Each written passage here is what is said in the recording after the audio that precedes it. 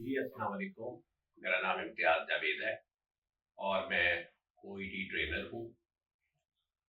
OET बुनियादी तौर पे एक इंग्लिश का टेस्ट है, ऑक्यूपेशनल इंग्लिश टेस्ट। इन मेडिकल के प्रोफेशनल्स जिन्होंने इंग्लिश स्पीकिंग कंट्रीज़ में जॉब के लिए जाना होता है, उनके लिए ये पास करना ज़रूरी है। तो इसका आज हम एक मॉड्यूल डिस्कस कर रहे हैं और वो है ओईटी राइटिंग। आम तौर पे ओईटी के राइटिंग को ज़रा मुश्किल मॉड्यूल समझा जाता है, तो मेरी कोशिश है कि मैं इसको आज इतना सिंप्लीफाई करके बयान करूं, इतना आसान कर दूं कि जो बिगिनर्स हैं जिनको ये शुरू शुरू में बहुत मुश्किल लगता है, उनके जहन में ओईटी राइटिंग के बेसिक कॉन्सेप्ट्स क्लियर हो जाए। तो चलिए शुरू करते हैं। ओईटी राइटिंग बुनियादी तौर पे ये 45 मिनट्स का एक टास्क है, जिसमें आपने एक रेफरल, ट्रांसफर या डिस्चार्ज लेटर लिखना होता है और बड़ी रेयरली एक इंफॉर्मेशन लेटर भी आ जाता है। तो ज़्यादातर ये रेफरल लेटर ही होता है। 45 मिनट्स के दौरान आपने करना क्या है कि आपको केस नोट्स दिए जाएंगे। केस नोट्स क्या है? केस नोट्स पेशेंट के बारे में या केस के बारे में, जिस केस को आप डिस्कस कर रहे हैं उसके बारे में एक इंफॉर्मेशन है। उसमें आपको पेशेंट का नाम, उसकी एज, उसकी मेडिकल प्रॉब्लम, उसकी मेडिकल हिस्ट्री, उसकी सोशल हिस्ट्री, उसकी नर्सिंग मैनेजमेंट, उसका अब तक जितने टेस्ट हुए, सारा कुछ आपको बता दिया गया है। और केस नोट्स पढ़ने के लिए आपको 5 मिनट दिए गए हैं। अब इन 5 मिनट्स में आपने करना क्या है कि कोशिश करें कि केस नोट्स भी पढ़ने से पहले जो केस नोट्स के एंड पे आपके जिम्मे टास्क लगाया गया है वो पढ़ें कि आपने करना क्या है।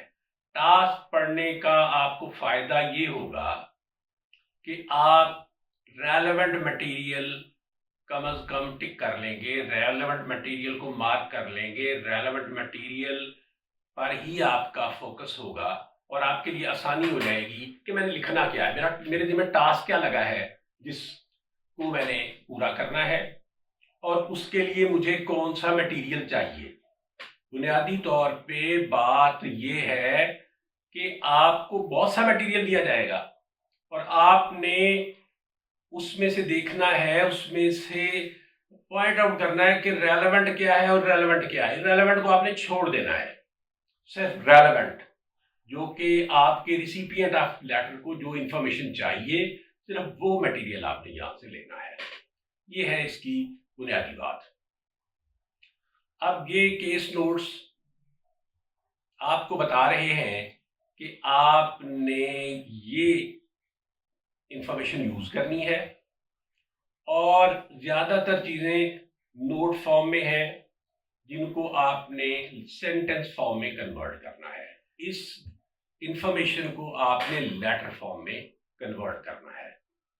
अच्छा, अब लेटर फॉर्म में कन्वर्ट कैसे करेंगे आप? लेटर फॉर्म में कन्वर्ट करने का मतलब ये है कि आपने एक स्टार्ट लेना है, स्टार्ट लेने के बाद आपने आगे एक लेटर बनाना है और लेटर बनाने के बाद आपने उसका एक एड करना है। अब इस सारी इंफॉर्मेशन को आपने जब पेपर पे ट्रांसफर करना है तो उसके लिए कुछ रूल्स और रेगुलेशन है। वो रूल्स और रेगुलेशन अगर आप जिम्मेदारी से पढ़ लेंगे, उनको सीख लेंगे, तो लेटर बनाना कोई मसला ही नहीं होगा। अब हमने इन केस नोट्स को लेटर फॉर्म में कन्वर्ट कैसे करना है। सबसे पहले तो हमने ये देखना है कि हमारे जो केस नोट्स के ऊपर डेट लिखी हुई है, चाहे तो हम वो एट द स्टार्ट लिख सकते हैं। और वो डेट कौन सी होती है? वो होती है डिस्चार्ज डेट होती है पेशेंट की, या फिर लास्ट विजिट की डेट होती है। और अगर ये डिस्चार्ज डेट या लास्ट विजिट की डेट नहीं दी गई तो वो आपको एक एज्यूम्ड डेट बता देंगे, कि एक फर्जी डेट बता देंगे कि आप इस डेट को फर्ज कर लें। लेकिन वही जो उन्होंने डेट वहां पर फर्ज की है, एज्यूम की है केस नोट्स पर, वही लिखनी है। उस दिन की डेट नहीं लिख के बैठ जाना कि जिस दिन आप टेस्ट देने गए हैं। ये डेट चाहे तो आप लेटर के स्टार्ट में लिख लें और दूसरे नंबर पे आप एड्रेस लिखें रिसिपिएंट ऑफ लेटर का, चाहें तो आप पहले नंबर पे रिसिपिएंट का एड्रेस लिख के उसके बाद भी डेट लिख सकते हैं। ओईटी की तरफ से ऑफिशियली आपको दोनों तरीके अलाउड हैं, इस पे आपको कोई परेशान होने की ज़रूरत नहीं है कि भाई मैंने डेट एड्रेस से पहले लिखनी है या बाद में लिखनी है। उसके बाद अगले स्टेप में आपने लिखना है RE। RE का मतलब है रिगार्डिंग, और उसके बाद कॉलन लगाना है और आगे पेशेंट का नाम लिखें और उसकी एज या डेट ऑफ बर्थ लिखेंगे। जो भी चीज़ केस नोट्स पे लिखी है आपने वो लिखनी है। उससे आगे आप लिखेंगे डियर डॉक्टर या डियर नर्स, और अगर उसका नाम दिया गया है तो dear doctor dash, dear doctor John या डियर डॉक्टर कोई भी है, या डियर नर्स, जो भी आगे अगर नाम दिया गया है तो नाम लिखें आप, नहीं तो खाली डियर डॉक्टर या डियर नर्स ही काफ़ी है। उसके बाद अगला स्टेप आ गया है कि अब हमने लेटर स्टार्ट करना है।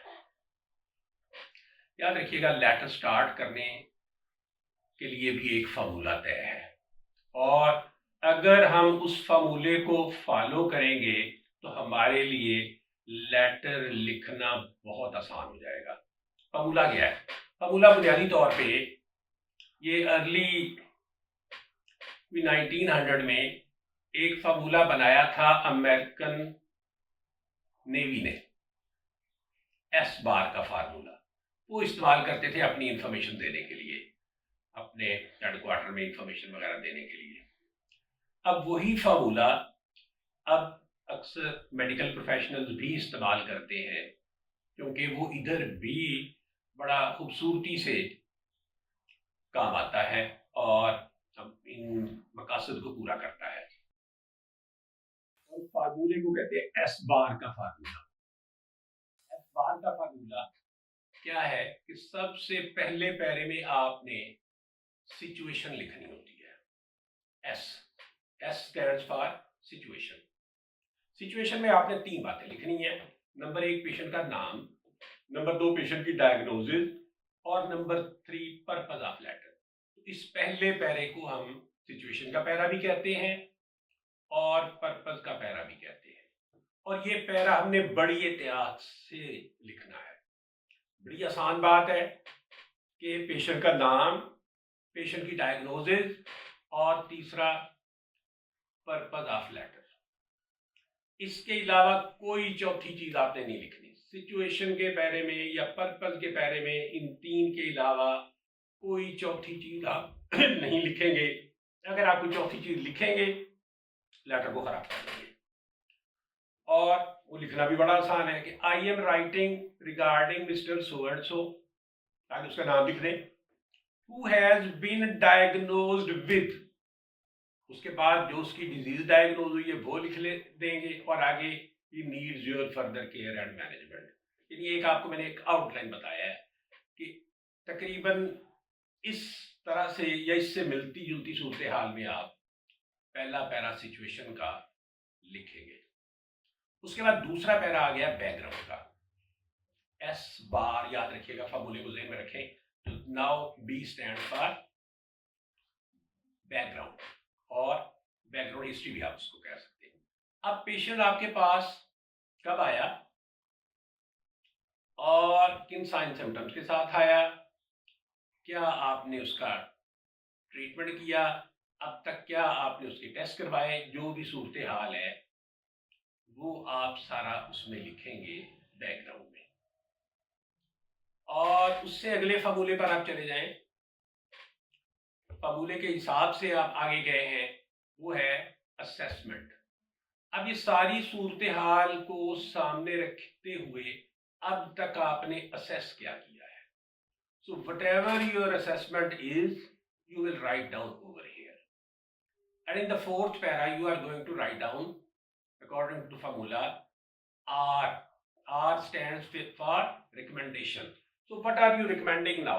After seeing each and everything, whatever you have observed by now, whatever you have experienced by now, whatever you have seen by now, whatever the tests of the patient show, उनके accordingly अब आप recommend क्या कर रहे हैं कि अब ये patient जिसकी ये इंफॉर्मेशन हमारे सामने है और ये इसकी लैब टेस्ट है, ये इसके फलां जो भी अब तक आपने अपने तौर पे ऑब्जर्व किया है, तो उसके मुताबिक अब ये पेशेंट जाना कहाँ है, किस डिपार्टमेंट में आप उसको भेज रहे हैं, किस स्पेशलिस्ट के पास भेज रहे हैं, किस डॉक्टर के पास भेज रहे हैं, किस नर्स के पास भेज रहे हैं।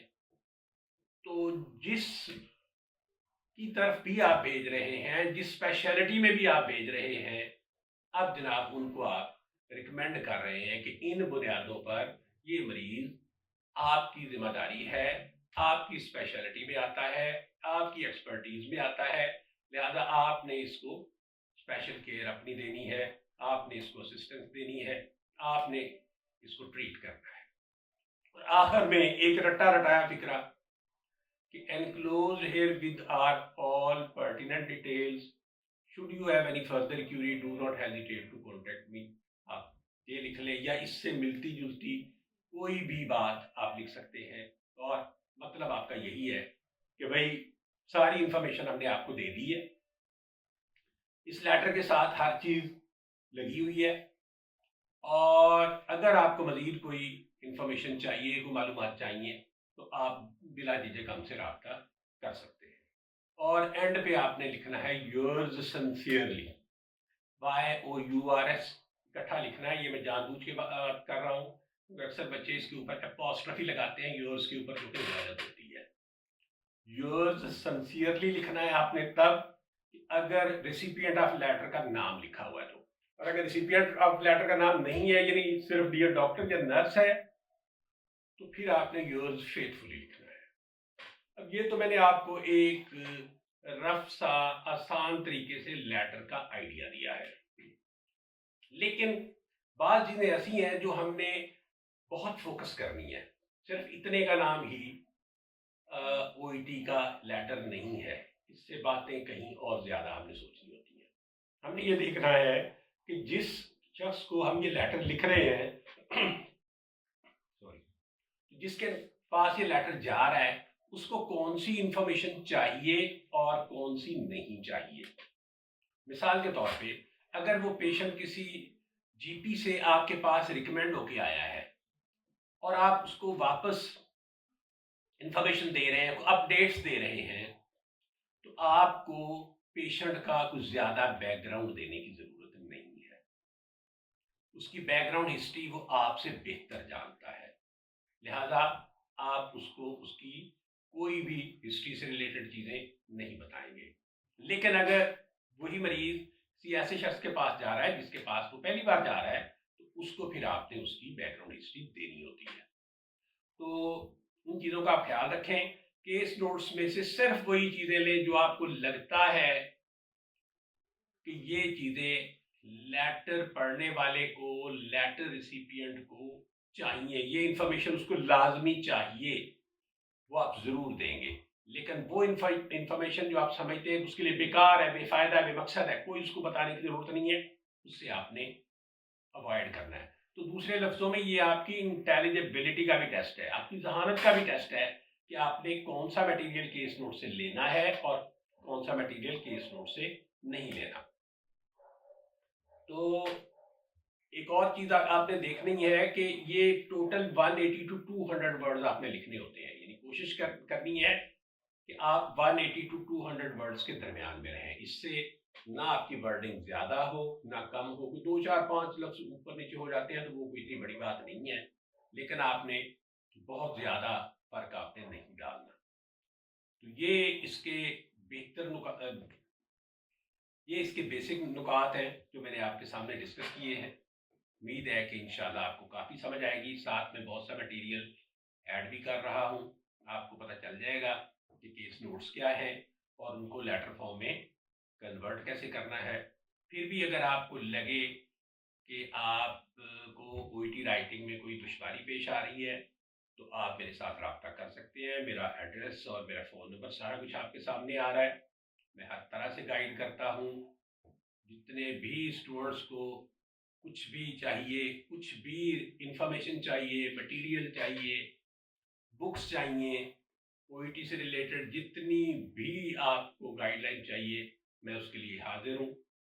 और मेरी गाइडलाइन ज़्यादातर फ्री ही होती है और उसके अलावा अगर नर्सेज को ख़ास तौर पे यूके भिजवाने में मैं बहुत सपोर्ट करता हूँ, तो उस सिलसिले में भी आप मेरे साथ रब्ता कर सकते हैं।